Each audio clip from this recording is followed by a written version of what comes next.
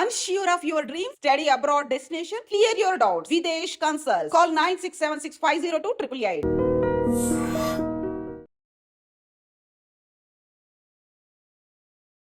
అందరికీ నమస్కారం. Welcome back to I dream. మన ఆయుర్వేదం ప్రోగ్రామ్కి అందరికీ స్వాగతం.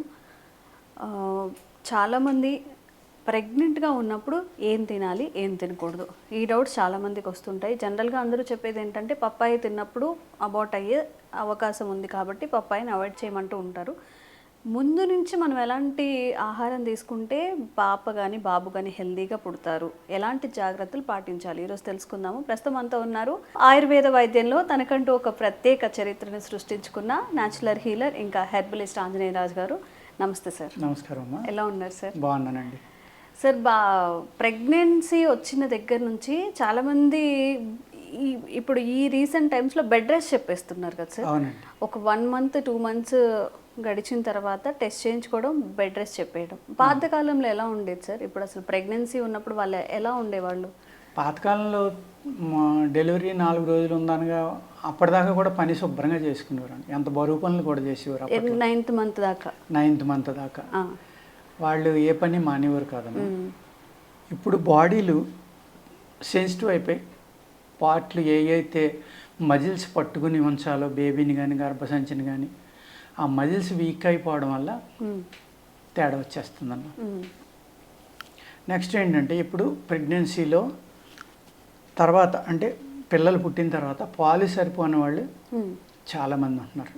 చాలామంది బ్రెస్ట్ ఫీడింగ్ సరిపోని వాళ్ళు, అదొక ప్రాబ్లం. అదేవిధంగా వీళ్ళు ఏంటంటే ఏజ్ ఎక్కువ వచ్చిన తర్వాత ప్రెగ్నెన్సీ వల్ల కూడా కొన్ని ప్రాబ్లమ్స్ వస్తాయమ్మా. 16 నుంచి 18, 20, 22, 25 వరకు పర్వాలేదు, యవ్వనంలో ఉంటారు కాబట్టి శరీరంలో బిగి ఉంటుంది, శక్తి ఉంటుంది, మజిల్లో స్ట్రెంగ్త్ ఉంటుంది.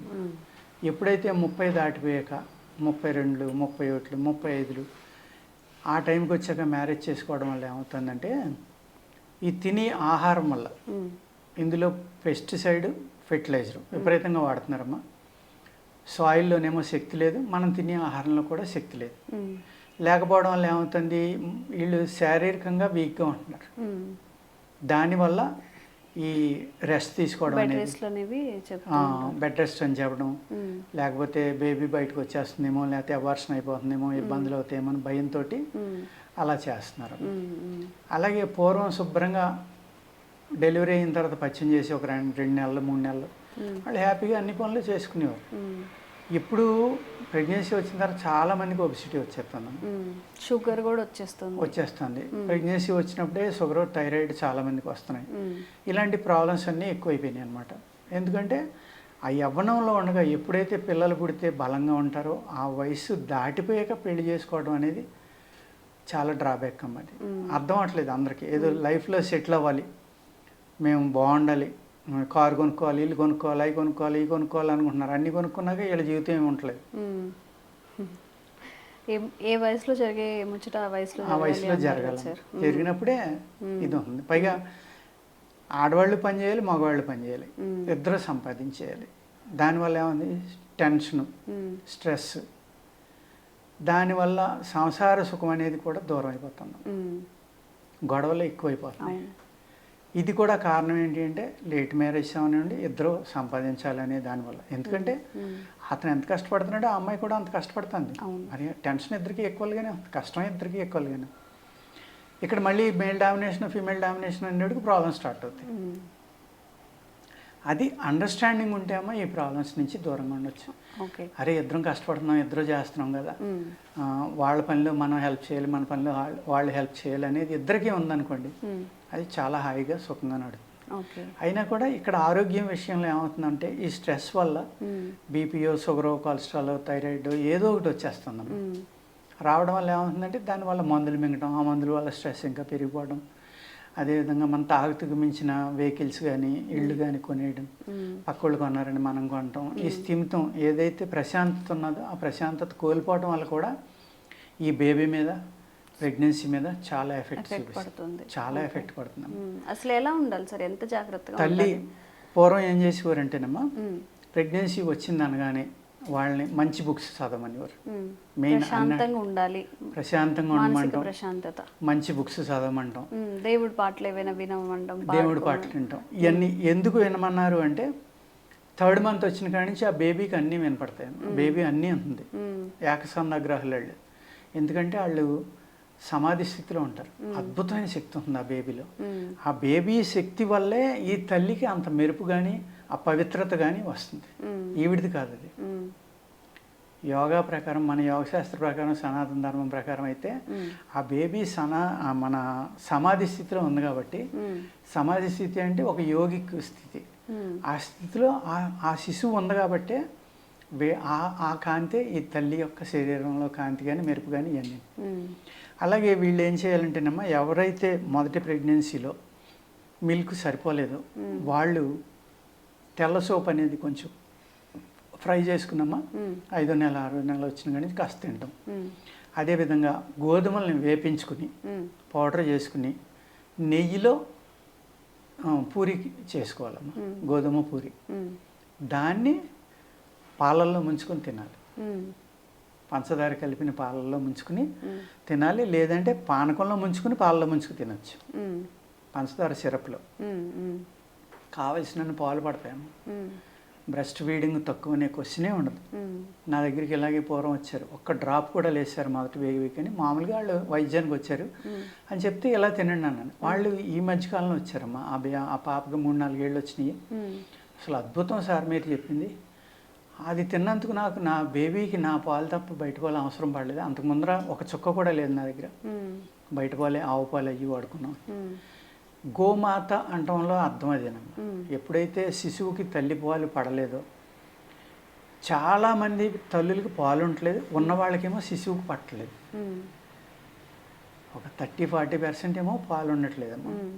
ఒక 20-30% మళ్ళీ ఉన్న వాళ్ళకేమో ఈ శిశువుకి పడట్లేదు. వాళ్ళ నేచర్కి తల్లిపాలు అనే పట్ల ఇండైజెషను, ఎలర్జీస్, వామిటింగ్స్, మోషన్స్ ఇవన్నీ వస్తున్నాయి. అందుకు తల్లిపాలు పడవు కాబట్టి డబ్బా పాలు పట్టమంటున్నారు. ఏ రకరకాలు వచ్చినాయి కదా పౌడర్స్. దాని బదులు ఇన్స్టెంట్గా కలిపేసి వేడి నీళ్ళలో కలిపి పడుతున్నారమ్మా. అది మళ్ళీ అడ్జస్ట్ అవ్వడానికి మళ్ళీ వీళ్ళకి ఒక 1 నెల, 2 నెలలు, 3 నెలలు పట్టడం. ఈ లోపల బేబీకి అనేక రకాల అనారోగ్యాలు. వాటి బదులు న్యాచురల్గా ఎండలో తిరుగుతా న్యాచురల్గా గడ్డది తిన్న ఆవు పాలు పట్టుకుంటే అమ్మా, ఈ తల్లి పాలల్లో ఉన్న గుణాలన్నీ కూడా ఆవు పాలలో ఉంటాయి. ఓకే, అందుకనే గోమాత అన్నారు ఆవుని.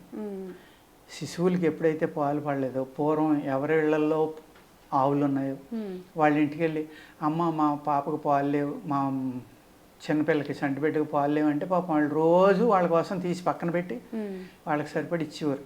పల్లెటూరులో అంత అండర్స్టాండింగ్ ఉండేదమ్మ. వాళ్ళు ఎప్పుడు వస్తారో రాకపోతే వీళ్ళు బాధపడేవారు, ఇచ్చేవాళ్ళు. ఇప్పుడైతే అమ్ముకుందామని చూస్తారు. అంటే ఆలోచన సరళి కూడా ఎంత మారిపోయిందో. ఆ రిలేషన్ అనేది, స్వార్థం పెరిగిపోవడం, అన్నీ డబ్బుతోటే కొలవడం.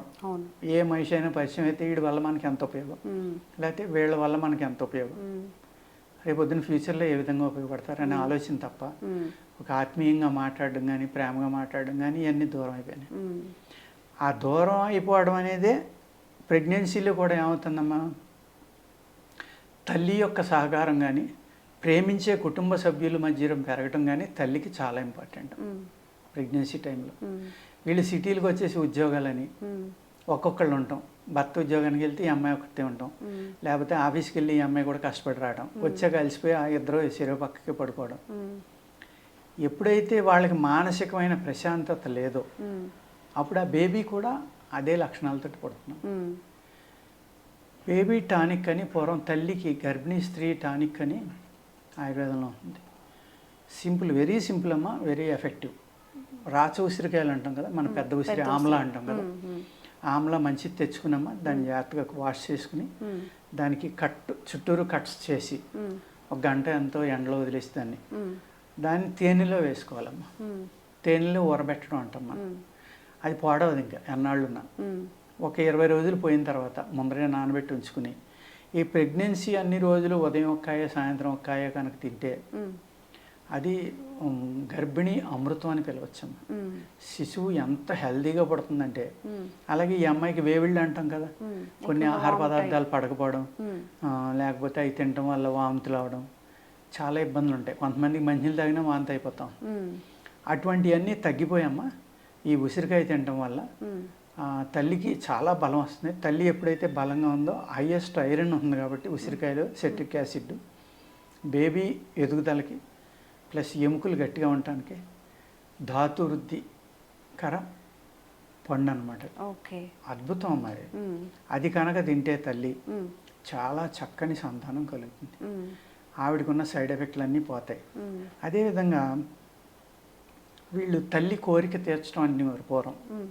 వాళ్ళకి ఏమి తినాలని ఉంటే అది పట్టుకొచ్చి ఇచ్చేవారమ్మ ఇంట్లో. లేకపోతే కాళ్ళు వాపులు వస్తాయని చెప్తూ ఉంటారు, మొహం మరుగులో చెల్లుళ్ళు ఆడబడుచులో భర్త మరుదులు ఇలా ఆ తల్లి ఏమి అడిగినా పట్టుకొచ్చి ఇచ్చేవారమ్మ. అక్కడ ఎందుకు పెట్టారు ఈ శాస్త్రం అనేది ఇప్పట్లో వాళ్ళకి అసలు అర్థం అవుతుంది. అందులో రహస్యం ఏంటంటే ఈ బేబీలో తయారయ్యే అవయవాలకి కావాల్సిన ప్రోటీన్స్ కానీ విటమిన్స్ కానీ తక్కువైతే ఆ రకమైన ఆహారం కావాలని ఆ తల్లి అడుగుతుంది. ఓకే, అది తినిపించకపోతే ఈ పిల్లలు వక్రంగా పుట్టడానికి అవకాశం. అంతే తప్ప వాళ్ళకున్న కోరిక కాదమ్మా అది.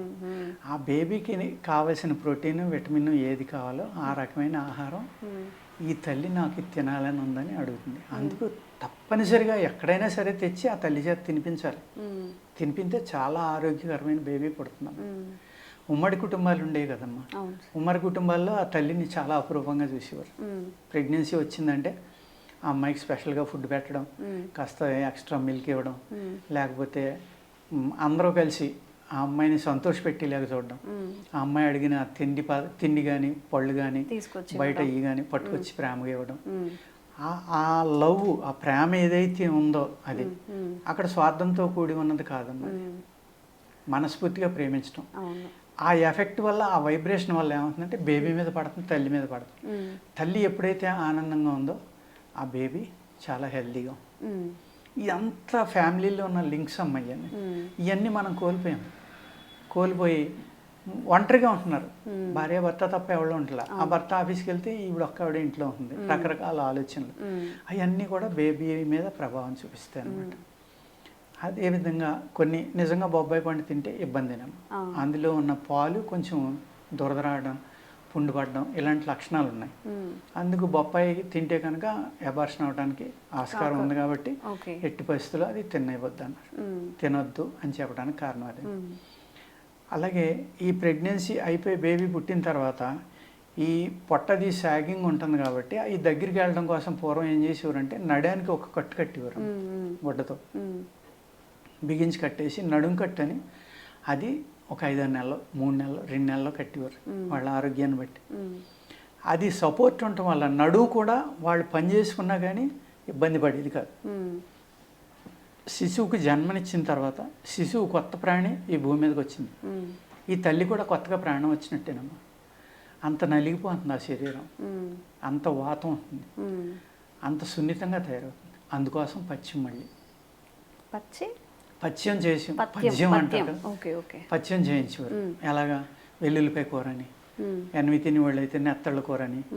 దొండకాయ కూర అనేది కంటిన్యూగా నెల 15 రోజులు పెట్టేవారమ్మా. దొండకాయ తింటే పాలు బాగా ఉంటాయంట, బ్రెస్ట్ ఫీడింగ్ పెరుగుతుందని దొండకాయ కూర వారానికి 4 రోజులు 5 రోజులు కొంతమంది నెలలు పెట్టేవారు. ఏదైనా పథ్యాలు చేయాల్సి వచ్చినప్పుడు కూడా దొండకాయ కర్రీయే పెడతారు కదా సార్. ఒకవేళ జ్వరం వచ్చి తగ్గినా కానీ పొట్లకాయ దొండకాయ ఇలాంటివి అన్నమాట, బెండకాయ బీరకాయ ఇలాంటివి.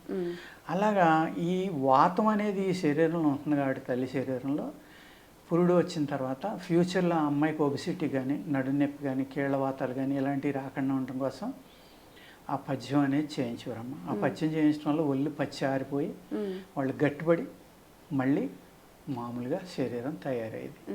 ఇదంతా ఒక ప్రాసెస్ ప్రకారం నడిచిపోయేదమ్మ పెద్దల దగ్గర ఉండడం వల్ల. ఇప్పుడు మనమేమో సిటీలు అమ్మటా వచ్చేసి ఉద్యోగాలు చేయాలని ఇవన్నీ కోల్పోవడం వల్ల అనేక రకాల ప్రాబ్లమ్స్ వస్తున్నాయి. సో ఇది ప్రెగ్నెంట్ లేడీస్ ఏం తినొచ్చు ఏం తినకూడదు, ఎందుకు అందరితో కలిసి ఉండాలి, ఎందుకు హ్యాపీగా ఉండాలి, ఎందుకు తనకి క్రేవింగ్స్ వస్తాయి. ఇంకా మీకు ఏదైనా సందేహాలు ఉన్నా కూడా కామెంట్స్ రూపంలో తెలియజేయండి. తప్పకుండా వీడియో చేసే ప్రయత్నం చేస్తాం. Thank you sir. నమస్తే. Sir, one life lesson what medicine has taught you. Whatever you can do without expecting. But I really believe మన పాజిటివ్ యాటిట్యూడ్ ఉంటేనే మనం ఏదైనా సాధించగలం. గట్ ని మనం కరెక్ట్ గా డీల్ చేసినట్లయితే అది మనకి పాజిటివ్ హార్మోన్స్ ని రిలీజ్ చేస్తుంది. షుగర్ వచ్చిన వాళ్ళ పరిస్థితి ఏంటి? పొట్ట దగ్గర పెరిగితే దాన్ని ఆండ్రాయిడ్ అంటారు, ఆండ్రాయిడ్ ఫోన్ కదా. అసలు థాట్స్ ఎందుకు వస్తాయి? బ్రెయిన్ డెడ్ అంటే దానికి ప్రపంచం అంతా కూడా కొన్ని నిర్దిష్టమైనటువంటి లక్షణాలు ఉంటాయి. మానసికంగా ధైర్యంగా ఉంటే క్యాన్సర్ జయించవచ్చు. You are a doctor for a cause sir, అంతే. వాళ్ళకి వచ్చిన ఆదాయం కాకుండా ఫ్రీ సర్వీస్ ఎంతమందికో చేస్తారు.